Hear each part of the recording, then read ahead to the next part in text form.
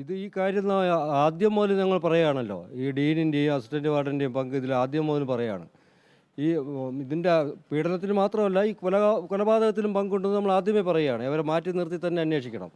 എന്തുകൊണ്ട് ഇത്രയും താമസിച്ചു എന്ന് എനിക്ക് മനസ്സിലാവുന്നില്ല. എന്തുകൊണ്ടാണ് ഇത്രയും താമസിച്ചത്? VC സസ്പെൻഡ് ചെയ്തു. അതുകൊണ്ട് തന്നെ അറിയാം കുറ്റക്കാർ എല്ലാവരും കുറ്റക്കാരാണെന്ന്. അന്ന് പോലെ പറയുന്നു ഇതിലുണ്ട് ഡീനാണ് ഇതിൽ എല്ലാ സൂത്രധാരൻ. നമ്മൾ പറയുന്നു ഈ ഡെഡ് ബോഡി തന്നെ എടുത്തുകൊണ്ട് പോയ ഡീനാണ്, കാന്തനാഥൻ എല്ലാം കൂടെ ചേർന്നാണ്.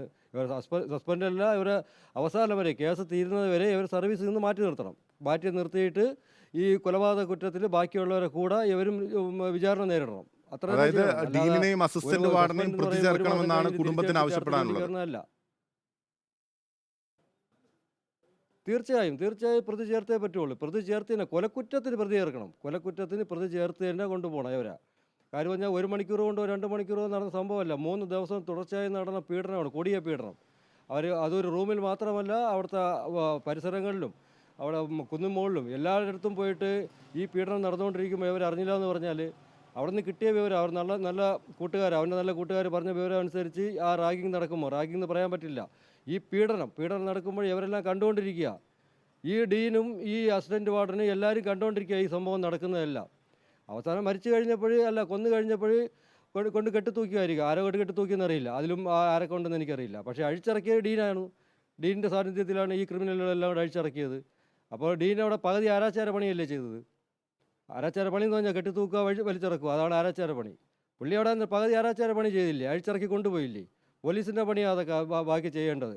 ഒരാൾ തൂങ്ങി നിന്ന് കഴിഞ്ഞാൽ എന്ത് ചെയ്യണം, ഏത് ചെയ്യണം, അതൊക്കെ പോലീസിൻ്റെ പണിയാണ്. പുള്ളി മാന്യമായിട്ട് പോലീസിനെ അറിയിക്കാത്തത്. പോലീസ് അറിയിക്കുമ്പോൾ തൂങ്ങി നിന്ന സാധനം എന്തിനാണ് തൂങ്ങി നിന്നത് അതെല്ലാം കിട്ടുമായിരുന്നല്ലോ.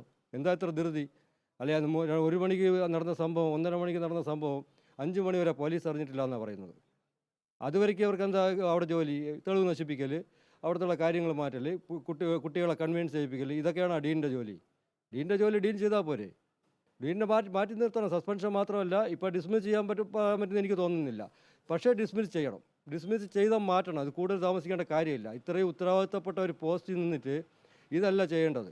പുള്ളിയുടെ ജോലി ചെയ്യണം. ഡിസ്മിസ് ചെയ്ത് മാറ്റി നിർത്തണം. അത് കഴിഞ്ഞ് കൊലക്കുറ്റത്തിൽ പുള്ളി അത് കേസ് വിചാരണ നേരിടുക തന്നെ വേണം. അതിൽ കുറഞ്ഞ് യാതൊരു കോംപ്രമൈസും ഇല്ല. ഇത് വെറുതെ ആരോപണമല്ല, ഇത് തന്നെ വേണം. ശ്രീ ജയപ്രകാശ്, കഴിഞ്ഞ ദിവസം റിപ്പോർട്ടർ തന്നെ പുറത്തുവിട്ടിരുന്ന ദൃശ്യങ്ങളുണ്ട്. അതായത് സിദ്ധാർത്ഥന്റെ അനുശോചന യോഗം, മരണത്തിന് ശേഷം 4 ദിവസം ശേഷം നടന്നിട്ടുള്ള അനുശോചന യോഗത്തിൽ ഈ ഡീൻ സംസാരിക്കുന്നത് അങ്ങ് ഉൾപ്പെടെ ശ്രദ്ധിച്ചിട്ടുണ്ടാകും. അതിൽ ഈ കാര്യങ്ങളൊന്നും പുറത്തു പോകരുത് എന്ന് ഡീൻ കൃത്യമായി പറയുന്നത് വ്യക്തമായിരുന്നു. അതെ, കഴിഞ്ഞ ദിവസമാണ് റിപ്പോർട്ട് അത് പുറത്ത് വിട്ടത്, ഞാൻ കണ്ടു. ഇതിന് ഒരാഴ്ച മുമ്പ് വരെ ഈ കൊലപാതകം നടന്ന് 2 ദിവസം കഴിഞ്ഞിട്ട് ഇതേ കാര്യം ഞാൻ പറഞ്ഞിട്ടുണ്ട്. ഡീൻ ഭീഷണിപ്പെടുത്തി വിട്ടിട്ടുണ്ട്, അവിടുത്തെ കുട്ടികളെ ഭീഷണിപ്പെടുത്തി വിട്ടിട്ടുണ്ട്. അപ്പോൾ എനിക്ക് കിട്ടിയത് ഞാൻ പറഞ്ഞത് വെറും ആരോപണമല്ലല്ലോ. ഡീന് പറഞ്ഞു ഈ സിഞ്ചോ എന്ന് പറഞ്ഞവൻ തല വെട്ടു എന്ന് പറഞ്ഞു. ഡീന് പറഞ്ഞു വിട്ട് ഈ കാര്യം പറഞ്ഞാൽ നിങ്ങളുടെ അക്കാഡമിക് കരിയർ തീർക്കുമെന്ന് പറഞ്ഞു. ഈ കുട്ടികളുടെ എല്ലാവരോടും പറഞ്ഞാൽ വിട്ടത്.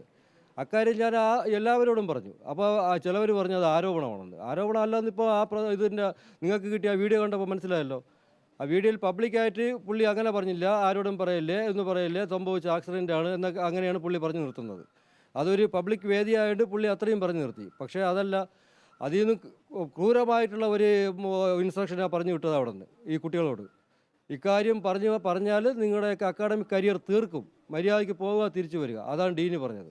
ഡീനിൻ്റെ ജോലി അതാണോ? ഡീനിൻ്റെ ജോലി അതാണെന്നുണ്ടെങ്കിൽ പിന്നെ ഡീനും ഒരു സാധാരണ ഒരു പിയൂണും അല്ലെങ്കിൽ ഒരു ക്രിമിനലായിട്ട് എന്താ വ്യത്യാസം?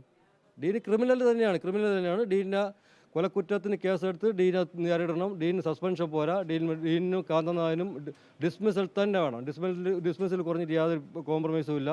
അതിനുള്ള തെളിവുകൾ ഇനി വേണമെങ്കിൽ ചിലപ്പോൾ വീണ്ടും എൻ്റെ കയ്യിൽ നിന്ന് തെളിവ് തന്നു കഴിഞ്ഞാൽ അത് വലിയ നാണക്കേടാവും. അത് ബാക്കിയുള്ള അതോറിറ്റിക്കൊക്കെ അത് അവർ കണ്ടുപിടിക്കേണ്ടതാണ്.